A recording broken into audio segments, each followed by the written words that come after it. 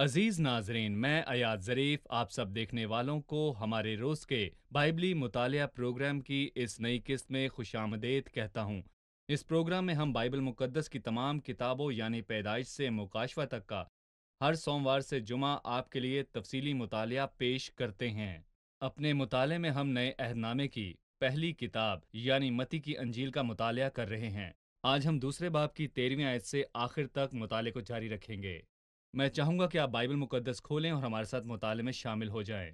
اور اگر آپ کا کوئی سوال ہو تو ہمیں میل کیجیے info@biblimutaliah.com پر، یا وقفے کے دوران اسکرین پر دیے گئے نمبرز پر بھی آپ رابطہ کر سکتے ہیں۔ لیکن پروگرام کے آغاز میں خدا کے خادم بھائی یوسف کو خوش آمدید کہوں گا، بہت شکریہ بھائی۔ ساتھ ہی دیگر مہمانوں کو بھی خوش آمدید۔ بھائی، ہمیں دوسرے باب کے آنے والے حصے کے بارے میں ایک عمومی خیال دیجیے تاکہ ہم گزشتہ حصے کے ساتھ اسے جوڑ سکیں۔ بہت شکریہ بھائی۔ ہم پہلے حصے میں 3 اہم تصورات کو واضح طور پر دیکھتے ہیں۔ باب کا پہلا حصہ مصر کو بھاگنا ہے، لیکن دوسرے حصے میں ہیرودیس نے بیت لحم کی سرحدوں کے اندر تمام 2 سال یا پھر اس سے کم عمر کے بچوں کو مروا دیا تھا، اور پھر آخری حصے میں ہیرودیس کی موت کا واضح ذکر ہے اور مریم اور یوسف کا ناصرت میں رہنے کا واضح ذکر ملتا ہے۔ ٹھیک ہے، شکریہ۔ اب میں چند آیات پڑھوں گا، پھر آپ سے سوال پوچھوں گا۔ جب وہ روانہ ہو گئے تو دیکھو خداوند کے فرشتے نے یوسف کو خواب میں دکھائی دے کر کہا، اٹھ بچے اور اس کی ماں کو ساتھ لے کر مصر کو بھاگ جا، اور جب تک کہ میں تجھ سے نہ کہوں وہیں رہنا، کیونکہ ہیرودیس اس بچے کو تلاش کرنے کو ہے تاکہ اسے ہلاک کر دے۔ بس وہ اٹھا اور رات کے وقت بچے اور اس کی ماں کو ساتھ لے کر مصر کو روانہ ہو گیا، اور ہیرودیس کے مرنے تک وہیں رہا، تاکہ جو خداوند نے نبی کی معرفت کہا تھا وہ پورا ہو کہ مصر میں سے میں نے اپنے بیٹے کو بلایا۔ مجوسیوں کے ہیرودیس کے پاس نہ جانے کی ہدایت خواب میں پانے کے بعد فرشتہ یوسف کے پاس آیا اور بچے اور اس کی ماں کو ساتھ لے کر مصر کو بھاگ جانے کو کہا۔ مصر کو بھاگ جا، کیونکہ ہیرودیس برا تھا اور یسوع کو مارنا چاہتا تھا۔ ہیرودیس یسوع کو مارنا چاہتا تھا پر یسوع مصر کو چلا گیا۔ آپ اس پر کیا کہیں گے؟ پیشن گوئی کو پورا ہونا تھا، اور جو کچھ مسیح کی زندگی میں ہوا وہ پیشن گوئی کی تکمیل کے لیے ہی تھا۔ اور لکھا ہے کہ میں نے مصر سے اپنے بیٹے کو بلایا، اور دوسری پیشن گوئی میں یہ ہے کہ مسیح بنی اسرائیل کی ساری جگہ لے لے گا، اور وہ بھی مکمل کاملیت میں۔ کیسے؟ مطلب دوسرے باب میں ہم پڑھتے ہیں، مصر میں سے میں نے اپنے بیٹے کو بلوایا، اور جب ہم ہوسیہ 11:1 کو پڑھتے ہیں تو ہم جان پاتے ہیں کہ یہ پیشن گوئی بنی اسرائیل کے بارے میں ہے، لیکن یہاں یہ بات مسیح یسوع کے لیے ہے کہ وہ قوموں کے لیے اسی رستے سے چل کر آیا جس نے خدا کے دل کو کسی بھی طرح خوش نہیں کیا، اور انتظار کیا کہ اچھے انگور لگیں، لیکن اس میں جنگلی انگور لگے۔ یہ باب 2 میں ہے۔ اور پھر تیسرے باب میں ہم مسیح کا بپتسمہ دیکھتے ہیں، قوم کی ایک ایسی تصویر جسے مصر سے بلوایا گیا اور موسیٰ سے بادل اور سمندر میں بپتسمہ لیا۔ لیکن جب اسرائیل کے لوگ مصر سے نکلے اور سمندر کو پار کیا، اور وہ مصر سے نکل کر سمندر کو پار کر کے بیابان میں پہنچے، اور وہاں پر کچھ یوں ہوا کہ بیابان میں انہیں بری طرح زیادہ سے ناکامی خدا ہوئی۔ خوش نہیں تھا۔ بالکل، بیابان میں وہ گھیرے گئے، لیکن یہاں پر پیشن گوئی کا پورا ہونا تھا، اور دوسرا مسیح اسی راستے گیا جہاں سے بری قومیں گزری تھیں۔ اور پھر تیسری چیز، اس کے بعد مسیح اپنے لوگوں کے لیے ایک نمونہ ہے، اور میں یہاں پر یہ بھی کہوں گا کہ بہت سے مقدسین کو ایک جگہ سے دوسری جگہ جانا پڑتا ہے۔ اگر آپ کو یاد ہو تو داؤد کے ساتھ بھی ایسا ہوا، اور اگر آپ جانتے ہیں تو ایلیا کے ساتھ بھی ایسا ہی ہوا، اور یہی خدا پرست لوگوں کے ساتھ مستقبل میں بھی ہوگا، اور یقینی طور پر یہ ان کے ساتھ ہوتا ہے جو مسیحی ایمان کے خلاف لڑتے ہیں۔ وہ ان کو ستاتے ہیں جو مسیح کو قبول کرتے ہیں، مگر یہاں پر ہمارا زندہ مسیح وہ پہلا شخص تھا جو راستے پر آیا۔ گویا وہ کہنا چاہتا ہے کہ میں راہبر ہوں اور تمہیں میرے نقش قدم پر چلنا ہے۔ مطلب یسوع اور بنی اسرائیل قوم کے درمیان موازنہ کرنا اچھا ہے۔ جی یسوع مصر کو گیا اور وہاں سے آیا اور اپنی قوم کو سنبھالا کیونکہ وہ ناکام ہو چکے تھے۔ صحیح، کیونکہ بائبل اسرائیل کے بارے میں کہتی ہے، تو مصر سے ایک تاک لایا، بالکل کیونکہ وہ ناکام تھے۔ یوحنا 15 میں یسوع نے اپنے بارے میں کہا کہ انگور کا حقیقی درخت میں صحیح، ہوں، اور وہ اس میں کامیاب ہوا جس میں قوم بالکل ناکام رہی۔ عورت کی نسل کے خلاف دشمنی کے بارے میں آپ کی رائے کیا ہے؟ کیا یہ پہلا موقع تھا جب شیطان نے عورت کی نسل کو ختم کرنے یا مسیح کے آنے کو روکنے یا مسیح کو ختم کرنے کی کوشش کے بارے میں آپ کی کیا رائے ہے؟ نہیں، یہ پہلا اور آخری موقع نہیں تھا۔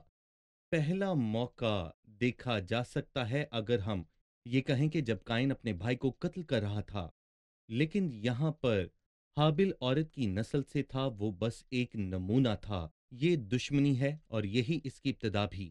لیکن جب ہم خروج کے پہلے باب پر پہنچتے ہیں تو ہم جان پاتے ہیں کہ فرعون نے اسرائیل کے تمام پیلوٹوں کو مروا دیا تھا۔ یہ ایک دشمنی ہے جو کہ عورت کی نسل کی طرف ایک اشارہ کرتی ہے، اور اگر ہم آگے پڑھیں تو جان پائیں گے کہ انطالیہ بادشاہ کی ساری نسل کو تباہ کیا۔ جب ہم آستر کی کتاب پڑھتے ہیں تو ہم جان پاتے ہیں کہ حامان نے یہودیوں کو نابود کر دیا۔ عورت کی نسل کے خلاف ایک اور دشمنی مستقبل میں اژدہا عورت کا بیٹا جو پیدا ہوگا اسے نگلنے کی کوشش کرے گا۔ اور میں یہاں پر یہ بھی کہنا چاہوں گا کہ قوموں کے نظارے کی ایک شبیہ یہ ہے، عورت کی نسل اور شیطان کے درمیان دشمنی۔ صحیح۔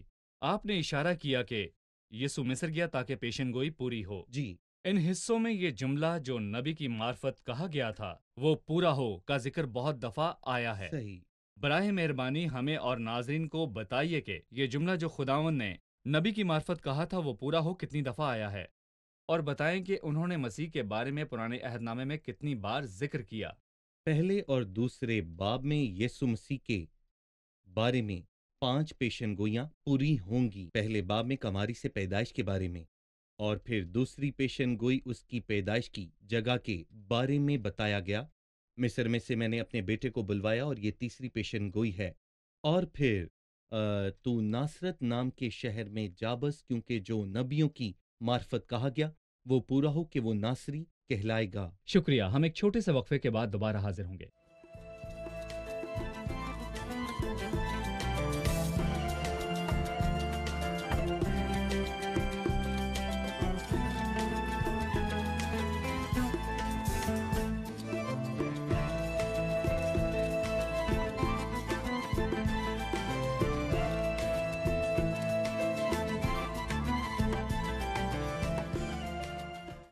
دوسرے باب کی 18ویں آیت میں ہم پڑھتے ہیں، راما میں آواز سنائی دی، رونا اور بڑا ماتم۔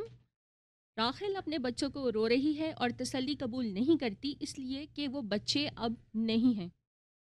جی بھائی۔ راحل کو پوری قوم کی علامت کے طور پر لیا گیا۔ جب یوسف نے خواب میں دیکھا سورج، چاند اور 11 ستاروں نے اسے جھک کر سجدہ کیا تھا، تو یعقوب نے اسے ڈانٹ کر کہا کہ کیا میں اور تیری ماں اور تیرے بھائی تجھے زمین پر جھک کر سجدہ کریں گے؟ تو اس کا مطلب تھا کہ وہ پوری قوم کی بات کر رہا ہے۔ اور ہمیں یہ بھی بھولنا نہیں چاہیے کہ راحل کے 2 بیٹے تھے، یوسف اور بنیامین۔ یوسف کے پاس افرائیم تھا جو سلطنت کی تقسیم ہونے کے بعد شمالی سلطنت کی مشابہت رکھتا ہے، لہٰذا افرائیم سے مراد شمالی سلطنت ہے، اور جنوب میں یہودا اور بنیامین جو راحل کا بیٹا تھا، لہٰذا افرائیم اور بنیامین تمام سلطنت یا پوری نمائندگی قوم، کرتے ہیں۔ 12 قبیلے۔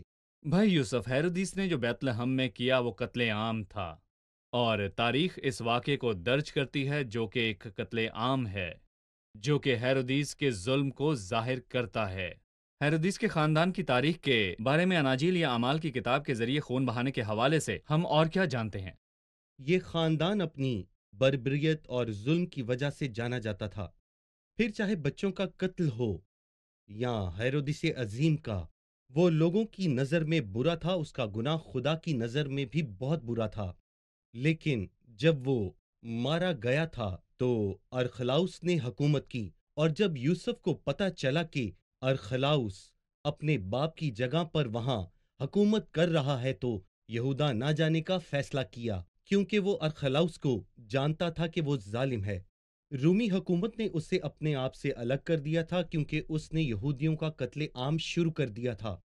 جب ہم ہیرودیس کے بیٹے انتپاس کی بات کرتے ہیں تو ہمیں معلوم ہوتا ہے کہ وہ برا شخص تھا جس نے اپنے بھائی کی بیوی سے شادی کی، یہ جانتے ہوئے بھی کہ اس کا بھائی زندہ ہے۔ یہ شرمناک ہے۔ اس نے یوحنا بپتسمہ دینے والے کو بھی قتل کیا جو عورتوں میں سے پیدا ہونے والا سب سے بڑا شخص تھا، اور اس نے جلال کے بادشاہ یسوع مسیح پر بھی اعتراض کیا تھا جب وہ اس کے سامنے کھڑا ہوا تھا۔ اور اعمال کی کتاب میں ہیرودیس اگرپا کو ہم دیکھتے ہیں جس نے یعقوب کا سر کٹوایا، اور مجھے ایسا لگتا ہے کہ وہ ایسا کرنے سے خوش ہوا، اس لیے اس نے پطرس کو قتل کرنے کا فیصلہ کروایا۔ لیکن پطرس کی ابھی خدمت پوری نہیں ہوئی تھی، اس لیے خدا نے اسے اس کے دشمنوں کے ہاتھ سے بچایا۔ لیکن تاریخ اور اعمال کی کتاب کے مطابق ہیرودیس بادشاہ کی موت بہت خوفناک انداز میں ہوئی۔ ہمیں ہیرودیس اگرپا کو بھولنا نہیں چاہیے جس کے سامنے پطرس کھڑا ہوا تھا، اور اس نے طنزیہ انداز میں پالوس سے کہا کہ تجھے تو تھوڑی سی نصیحت کر کے مجھے مسیحی کر لینا چاہیے تھا۔ اگر تم مسیحی ہو جاؤ تو مسیحت کو کوئی بھی عزت نہیں ملے گی، لیکن اگر تم مسیح کو اپنا نجات دہندہ قبول کرتے ہو تو تم ہی وہ شخص ہو جسے عزت دی جائے گی۔ ٹھیک ہے، شکریہ۔ اگر ہم 19ویں آیت سے شروع کریں تو لکھا ہے کہ جب ہیرودیس مر گیا تو دیکھو خداوند کے فرشتے نے مصر میں یوسف کو خواب میں دکھائی دے کر کہا کہ اٹھ اس بچے اور اس کی ماں کو لے کر اسرائیل کے ملک میں چلا جا، کیونکہ جو بچے کی جان کے خواہاں تھے وہ مر گئے۔ پس وہ اٹھا اور بچے اور اس کی ماں کو ساتھ لے کر اسرائیل کے ملک میں آ گیا۔ مگر جب سنا کہ ارخلاؤس اپنے باپ ہیرودیس کی جگہ یہودیہ میں بادشاہی کرتا ہے تو وہاں جانے سے ڈرا، اور خواب میں ہدایت پا کر گلیل کے علاقے کو روانہ ہو گیا، اور ناصرت نام ایک شہر میں جا بسا، تاکہ جو نبیوں کی معرفت کہا گیا تھا وہ پورا ہو کہ وہ ناصری کہلائے گا۔ اس سے پہلے کہ ہم ناصرت اور گلیل کے بارے میں جانیں اور یہ جانیں کہ یسوع وہاں کیوں گیا، میں جاننا چاہوں گا کہ انبیاء کی کتابوں میں کہاں ذکر ہے کہ یسوع ناصری کہلائے گا۔ ابھی اسکرین پر کچھ جملے ظاہر ہوں گے، میں چاہوں گا کہ آپ ان پر اپنا تبصرہ کریں۔ جی، پہلے اگر ہم غور کریں تو اس نے یہ نہیں کہا جو نبیوں کی معرفت کہا گیا تھا، یسایہ یا یرمیہ کی معرفت کہا گیا تھا وہ پورا ہو، بلکہ اس نے نبیوں کی معرفت عام طور پر کہا کہ ہم نبیوں کی کتابوں میں بالکل یہی لفظ ناصرت۔ پڑھتے ہیں، ناصرت، بالکل جیسا کہ آپ نے یہاں اسکرین پر دکھایا ہے کہ پیشن گوئیوں کے بارے میں یہاں مسیح کے تعلق سے شاخ لفظ کا استعمال کیا گیا ہے۔ لفظ ناصرت کا مطلب ہے شاخ۔ عبرانی لفظ نیسٹر کا ترجمہ شاخ کیا گیا ہے، اس لیے ہم 7 دفعہ پڑھتے ہیں، یسایہ میں 3 دفعہ، یرمیہ میں 2 دفعہ اور ذکریہ میں 2 دفعہ، یسایہ 4، 11 اور 53 میں۔ خدا کی شاخ دوسری دفعہ یسی کے تنے سے ایک کونپل نکلے گی، تیسری دفعہ پر وہ اس کے آگے کونپل کی طرح اور خشک زمین سے جڑ کی مانند پھوٹ نکلا ہے۔ یہ 3 مرتبہ یسایہ میں ذکر کیا گیا اور یرمیہ میں 2 دفعہ ہے۔ ایک صادق شاخ، وہ بادشاہ کے طور پر حکومت کرے گا، صادق شاخ، اور وہ ملک میں عدالت اور صداقت لائے گا۔ ذکریہ میں 2 دفعہ باب 6 اور 3 میں آیا ہے، دیکھو وہ شخص جس کا نام شاخ ہے، اور ذکریہ کے 6 باب میں اور 3 باب میں، دیکھ میں اپنے بندے یعنی شاخ کو لانے والا ہوں۔ لہٰذا مسیح ایک شاخ ہے۔ کچھ لوگ کہتے ہیں کہ ناصرت کا مطلب ہے حقیر، اور یسایہ کے 53 باب میں ہم پڑھتے ہیں لوگوں نے اس سے حقیر جانا اور رد کیا، مطلب اس بات کی پیشن گوئی پہلے ہی کر دی گئی تھی۔ اور یہاں پر ہم دیکھتے ہیں یہی وجہ ہے کہ یہودیوں نے گلیلیوں کو حقیر جانا اور پھر ناصرت نے گلیلیوں کو حقیر سمجھا، جیسا کہ ہم یوحنا کے پہلے اور 7ویں اور پھر یوحنا کے آخری باب میں دیکھتے ہیں۔ یہودی گلیلی کو حقیر جانا جاتا ہے، اور یسوع مسیح ناصری کو بھی گلیلی کہا جاتا ہے، اسے ناصری بھی کہا جاتا ہے۔ لوگوں نے اسے طعنہ زنی کی اور حقیر جانا۔ صحیح۔ میں دوبارہ سے دہرانا چاہتا ہوں کہ لفظ ناصرت کا لغوی طور پر پرانے عہد نامے میں ذکر نہیں آیا، پھر بھی زیادہ تر پیشن گوئیاں یسوع کے بارے میں کہتی ہیں کہ وہ شاخ ہے۔ ایک شاخ، جب میں مسیح کے بارے میں ایک شاخ کی حیثیت سے بات کرتا ہوں تو اس کے زمین پر آنے، اس کی نشوونما اور درخت ہوتے ہوئے جس کے پتے کبھی نہیں مرجھاتے، اس کے بارے میں آپ کیا کہیں گے؟ در حقیقت شاخ میں زندگی پائی جاتی ہے، شاخ میں زندگی ہوتی ہے، اور یوحنا کے پہلے باب میں مسیح کے بارے میں کہا گیا ہے اس میں زندگی تھی۔ شاخ خوش نما ہے اور مسیح بھی ایسا ہی تھا، اس میں ہم سب کے لیے بہت سے فوائد بھی تھے، اور اس میں بہت سا پھل تھا جو ہم سب کے لیے بیش قیمت تھا۔ اور وہ ہم سب کو میسر ہوا۔ اسی لیے لکھا ہے کہ یسی کے تنے سے ایک کونپل نکلے گی اور اس کی جڑ سے ایک شاخ پھل پیدا کرے گی۔ صحیح۔ اور یہاں متی میں ہم مسیح کی آمد کے بارے میں بات کر رہے ہیں کہ وہ داؤد کا بیٹا ہے جو تخت پر بٹھائے جانے کے لیے آ رہا ہے۔ صحیح۔ ٹھیک ہے، آپ نے کہا یسوع کو لوگوں نے حقیر جانا اور تانے دیے، لہٰذا لوگوں کی نظر میں مسیح کی زندگی کیسی تھی؟ کیا آپ اس کو خیمہ اجتماع کے ساتھ جوڑ سکتے ہیں جب لوگ رنگے ہوئے مینڈے کی کھالیں اور بکروں کی کھالیں دیکھتے تھے؟ ٹھیک ہے، باہر کون تھا اور باہر بکریوں کی کھالیں تھیں، لیکن باہر سے کون دیکھ رہا تھا؟ پردوں اور بکریوں کے بال بھی اسے نظر نہیں آ سکتے تھے۔ ہو سکتا ہے اسے مینڈھوں کی رنگی ہوئی جلد بھی نظر نہ آتی ہو۔ بیرونی غلاف بکریوں کی کھالوں کا تھا، جو جانور کی جلد تھی جو خوبصورت نہ تھی۔ یہ مسیح کی شبیہ ہے جس کی عام لوگوں کے سامنے کوئی خوبصورتی نہیں، انہوں نے اسے حقیر جانا۔ لیکن خدا کی نظر میں ایمان سے جو کوئی بھی خیمے میں داخل ہوتا تو وہ خوبصورت پردوں کو دیکھ پاتا جو ہمارے زندہ خداوند یسوع مسیح کی ایک شبیہ ہے۔ صحیح، مسیح کے صلیب پر جانے کا وقت ابھی نہیں آیا تھا کیونکہ اس کی خدمت ابھی پوری نہیں ہوئی تھی، جی اور جو اسے مارنا چاہتے تھے وہ مر چکے تھے۔ لکھا ہے جب ہیرودیس مر گیا تو دیکھو خداوند کے فرشتے نے مصر میں یوسف کو خواب میں دکھائی دے کر کہا کہ اٹھ اس بچے اور اس کی ماں کو لے کر اسرائیل کے ملک میں چلا جا، کیونکہ جو بچے کی جان کے خواہاں تھے وہ مر گئے۔ مطلب یہ کہ جو لوگ اسے مروانا چاہتے تھے یا اسے مارنا چاہتے تھے وہ خود مر چکے تھے۔ میں چاہتا ہوں کہ واقعات کے انتظام میں آسمانی اختیار پر آپ تبصرہ کریں، یعنی مسیح کو قتل کرنے کی تمام سازشیں اور منصوبے ناکام ہو گئے جب تک اس کا صلیب پر جانے کے وقت کا آسمانی فیصلہ نہ آیا۔ آپ اس پر کیا کہیں گے؟ اگر آپ غور کریں تو کیا بائبل یہ نہیں کہتی جو بچے کی زندگی کا خواہاں تھا وہ ہیرودیس مارا گیا ہے؟ ایسا لگتا ہے کہ ہیرودیس نے اپنے مشیروں کے ساتھ اس منصوبے پر گفتگو کی ہوگی کہ مسیح کو قتل کرنے کا فیصلہ کیا جائے۔ اس لیے بائبل کہتی ہے کیونکہ جو بچوں کی جان کے خواہاں تھے وہ مارے گئے۔ لفظ وہ مطلب زیادہ لوگ، وہ کم لوگ نہ تھے لیکن وہ لوگ بہت ہی تھوڑے عرصے میں مارے گئے۔ اس کا مطلب ہے کہ آسمانی انصاف نے مداخلت کی۔ مطلب تم اس بچے کو مارنا چاہتے ہو جس کے بارے میں یسایہ 49 میں لکھا ہے کہ اس نے مجھے اپنے ہاتھ کے سایہ کے نیچے چھپا لیا۔ تم وہی ہو جو مارے جاؤ گے۔ میں اپنے ناظرین کو یہ بتانا چاہوں گا کہ ساؤل نے خودکشی کر لی تھی لیکن وہ داؤد کو مارنا چاہتا تھا، لیکن بادشاہ بالآخر داؤد ہی بنا۔ حمان مردگی کو مصلوب کرنا چاہتا تھا لیکن اسے سر بلندی ملی، اور ہمارا مسیح بھی بالکل ایسا ہی تھا۔ اسے قتل کرنے کی 7 کوششیں کی گئیں جو سولی پر چڑھ کر ختم ہوئی کیونکہ اس کا وقت ابھی نہیں آیا تھا۔ وہ اپنے مقررہ وقت پر مصلوب ہوا۔ انہوں نے اسے قتل کرنے کی کوششیں کیں جسے ہم دوسرے اور 12ویں باب میں دیکھتے ہیں۔ اسے بادشاہ کی حیثیت سے مارنے کی 2 بار کوششیں کی گئیں۔ انہوں نے اسے پہاڑ سے نیچے گرانے کی بھی کوشش کی۔ پھر تیسری کوشش کا ذکر یوحنا کے 5ویں، 8ویں اور 10ویں باب میں کیا گیا۔ لہٰذا وہ 6 کوششیں تھیں، لیکن آخر کار جب اس کا وقت آ گیا تو وہ سولی پر مصلوب کیا گیا، بالکل اسی طرح جیسے پیشن گوئیوں میں لکھا گیا تھا۔ اور آسمانی منصوبے کے مطابق جب وقت آ گیا۔ جی ٹھیک ہے، شکریہ۔ ہم ایک وقفہ لیں گے اور پھر دوبارہ حاضر ہوں گے۔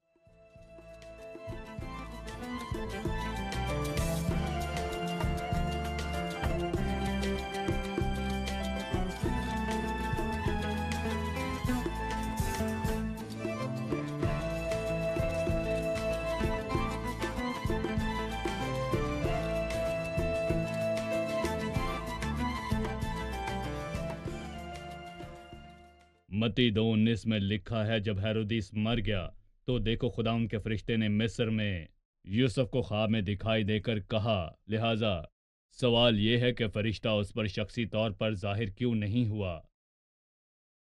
یوسف کے پاس فرشتہ خواب میں کیوں آیا اور مریم کی طرح اس پر ظاہر نہیں ہوا؟ ٹھیک ہے، ویسے میں کہوں گا کہ پہلے اور دوسرے باب میں ہم نے کہا تھا کہ اس میں 5 پیشن گوئیاں ہیں اور 5 ہی خواب ہیں اور 5 ہی دفعہ فرشتہ ان میں ظاہر ہوا، اور اسی طرح جملہ بچہ اور اس کی ماں کا ذکر بھی 5 دفعہ ہوا۔ کیا نمبر 5 کا کوئی خاص معنی ہے؟ جی ہاں، اس کی کیا اہمیت ہے؟ اس کا ذکر پہلے باب کے آخر میں ہوا۔ دیکھو، ایک کنواری حاملہ ہوگی اور بیٹا جنے گی اور اس کا نام ایمینول رکھیں گے۔ اس کا نمبر 5واں نمبر ہے، جیسا کہ یسایہ 6:9 میں پینٹاگرام نمبر ملا ہے، اور اس کا نام عجیب، مشیر، خدائے قادر، ابدیت کا باپ، سلامتی کا شہزادہ ہوگا۔ نمبر 5 4 दफा दोहराया गया है जो तख्लीक की नुमाइंदगी करता है और एक जो खुदा की नुमाइंदगी करता है, लिहाजा खुदा हमारे साथ है, ये इमैनुअल है। यहाँ 5 पेशन गोइयां हैं, 5 ख्वाब हैं और 5 ही दफा फरिश्ते जाहिर होते हैं। 5 दफा फरिश्तों का जाहिर होना, 5 दफा वो जुमला बच्चे और उसकी माँ का जिक्र हुआ। ख्वाब तब आता है जब मैं सो रहा हूँ और रोया तब आती है जब मैं जाग रहा हूँ और रूहुल कुद्स मुझे मुख्तलिफ मनाजिर देखने के लिए ले जाता है, लिहाजा मैं वो नहीं देखता जो मेरे सामने है, बल्कि मैं वो चीजें देखता हूँ जो कुछ और ही होती हैं। मुकाशवा की किताब और हिजकियेल की रोया वगैरह वगैरह। रोया जागते हुए आती है। जागते हुए और ख्वाब सोते हुए आते हैं। फरिश्ता यूसुफ पर बराह रास्त जाहिर क्यों ना हुआ? हम पहले भी कह चुके हैं कि लूका की अंजील में जिब्राइल वो फरिश्ता है जो मरियम पर शख्सी तौर पर जाहिर होता है, लेकिन वो देखना चाहता है कि आसमान और गले के दरमियान एक रुकावट है, क्योंकि वो बादशाह यीशु के बारे में यहाँ पर बात कर रहा है और वो बतौर इंसान आया और हमारे करीब रहा। लेकिन अगर बादशाह आता है तो जरूरी तौर पर उसके और रियाया के दरमियान कोई रुकावट है, और ये फरिश्ता ख्वाब में आया था। और फरिश्ते का जाहिर न होना और यूसुफ पर बराह रास्त जाहिर होना इस बात का सबूत है कि हम महसूस कर सकें कि एक फासला जरूर है। सही। भाई, मैं बैतलहम में बच्चों के कत्ल के वाक़े पर दोबारा गुफ्तगू करना चाहूंगा। जी। जब रूहुल कुद्स हवाला देना चाहता था तो उसने यिर्मयाह 31:15 से हवाला दिया और आयत 17 में कहा कि उस वक्त वो बात पूरी हुई जो यिर्मयाह नबी की मार्फत कही गई थी कि रामा में आवाज सुनाई दी, रोना और बड़ा मातम। राखिल अपने बच्चों को रो रही है और तसल्ली कबूल नहीं करती इसलिए कि वो नहीं हैं। लेकिन जब हम यिर्मयाह 31:15 में पढ़ते हैं तो हम इस मौके को जानना चाहते हैं जिसमें यह आयत कही गई। मैं दोबारा यिर्मयाह 31:15 पढ़ूंगा। खुदावंद यूं फरमाता है कि रामा में एक आवाज सुनाई दी, नोहा और जार जार रोना, राखिल अपने बच्चों को रो रही है। वो अपने बच्चों की बाबत तसल्ली पजीर नहीं होती क्योंकि वो नहीं है। खुदावंद यूं फरमाता है कि अपनी जारी की आवाज को रोक और अपनी आंखों को आंसुओं से बाज रख, क्योंकि तेरी मेहनत के लिए अजर है, खुदावंद फरमाता है। और वो दुश्मन के मुल्क से वापस आएंगे और खुदावंद फरमाता है तेरी आकबत की बाबत उम्मीद है। भाई यूसुफ, आप इसके बारे में क्या कहना चाहेंगे? ठीक है, इब्तिदा में मैं तबसरा करना चाहूंगा कि बिलखसूस रमा क्यों? रमा यरूशलेम की शुमाल की तरफ है, जबकि बैतलहम जनूब की तरफ। यीशु बैतलहम में पैदा हुआ, रमा को अब क्या करना होगा?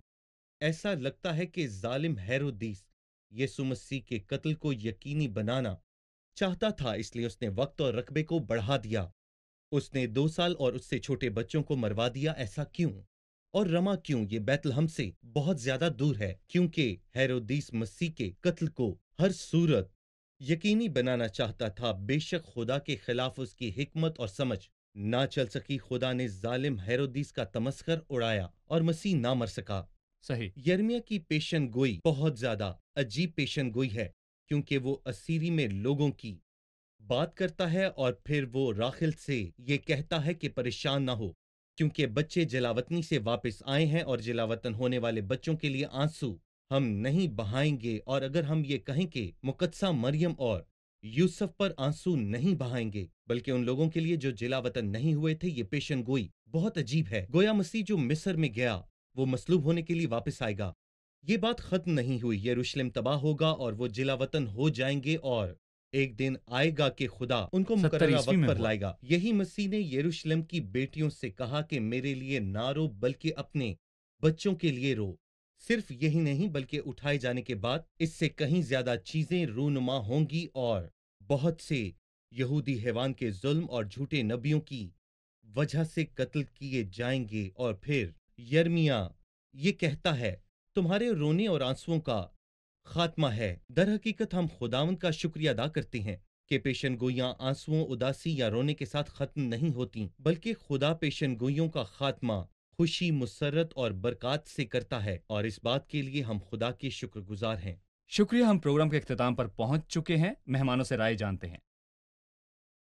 आज के प्रोग्राम से आपने क्या सीखा? ہم نے سیکھا کہ مصر کو بھاگنا جو نبی کی معرفت کہا گیا تھا اس کو پورا کرنے کے لیے تھا، اور جو ہمیں ہوسیہ اس کے پہلے باب اور 11 آیت میں ملتا ہے وہ اسرائیل کے بارے میں بات کرتا ہے، لیکن یہاں متی میں پیش گوئی مسیح کی کامیابی کے متعلق بات کرتی ہے جس میں قوم ناکام ہو گئی۔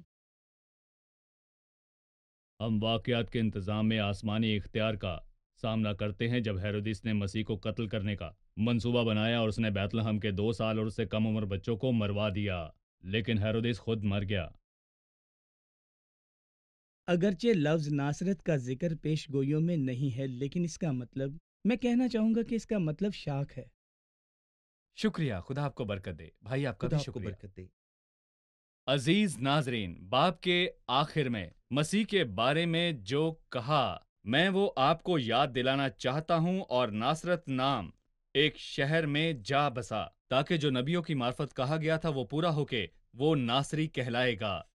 اس قسط میں ہم نے سیکھا کہ پرانے عہد نامے میں کسی آیت میں نہیں لکھا کہ وہ ناصری کہلائے گا، لیکن ہم نے جانا کہ لفظ ناصرت کا مطلب شاخ ہے۔ نہ صرف ایک آیت بلکہ 7 آیات مسیح کے بارے میں شاخ کے طور پر بات کرتی ہیں۔ ہم نے جانا کہ شاخ سرسبز شاخ ہے جو بڑھتی اور پھل لاتی ہے، اور اگر قوم پھل لانے میں ناکام رہی، یہ مسیح کے بارے میں کہا گیا، پر وہ اس کے آگے کونپل کی طرح خشک زمین سے جڑ کی مانند پھوٹ نکلا ہے۔ یہودی قوم کی خشک ہونے کے درمیان مسیح سرسبز پودے کی طرح آیا۔ وہ خدا کے ایک جوان پودے اور ایک خشک زمین میں سے جڑ کی مانند بڑھا، وہ پھل لایا، اور یہ وہی ہے جس کے بارے میں پہلے زبور میں لکھا گیا کہ وہ اس درخت کی مانند ہوگا جو پانی کی ندیوں کے پاس لگایا گیا ہے، جو اپنے وقت پر پھلتا ہے اور جس کا پتا بھی نہیں مرجھاتا۔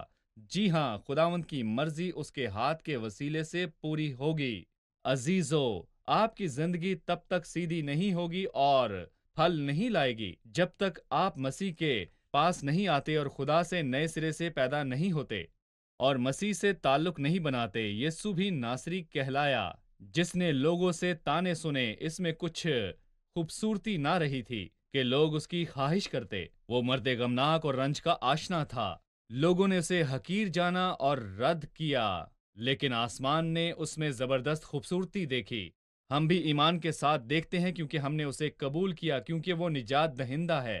ہم اس کی طرف اشارہ کرتے ہیں اور تمام لوگوں سے کہتے ہیں کہ وہ ہمارا پیارا دوست ہے، وہ ہمارا دوست ہے، وہ ہمارا خداوند ہے، وہ ہمارا مالک ہے، وہ آدمی کے بیٹوں میں سے سب سے خوبصورت ہے۔ میں آپ کو دعوت دیتا ہوں کہ یسوع کو اپنا شخصی نجات دہندہ قبول کریں۔ آپ اس میں ایک زبردست خوبصورتی کو پائیں گے۔ اگلے پروگرام میں آپ سے پھر ملاقات ہوگی۔ خدا آپ سب کو برکت دے۔